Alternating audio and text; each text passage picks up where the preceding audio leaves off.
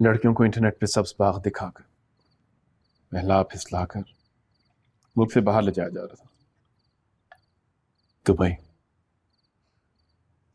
نہ جانے وہاں جا کے کہاں کہاں بیچ دیا جاتا ہے انہیں۔ اسے بچانا ہے۔ بی جان، یہ وہی ہے نا؟ وہی تو نہیں ہے، لیکن کسی کی بیٹی تو ہے، کوئی تو ہے۔ میری بیٹی، میری لگتے جگر۔ بہت شوق تھا اس کو گھومنے کا، ایک اشتہار دیکھا اور اپنے سارے ڈاکیومنٹس ان لوگوں کو دے دیے۔ پھر پتہ نہیں کہاں چلی گئی، واپس ہی نہیں آئی۔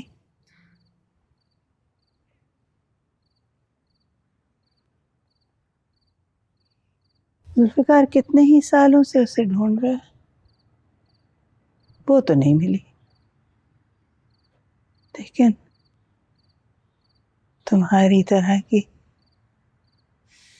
خوابوں کا پیچھا کرتی ہوئی لڑکی، اپنوں کی ستائی ہوئی معصوم، وہ کوئی نہ کوئی مل جاتی ہے، پھر وہ انہیں گھر لے آتا ہے، مجھے کہتا ہے یہ وہ ہے، سمجھتا ہے ماں بھول گئی ہے۔ مجھے لگتا ہے اپنے گناہوں کا کفارہ ادا کرنا چاہ رہا ہے۔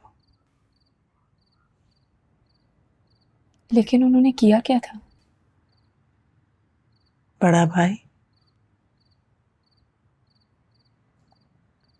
اسے روکتا تھا،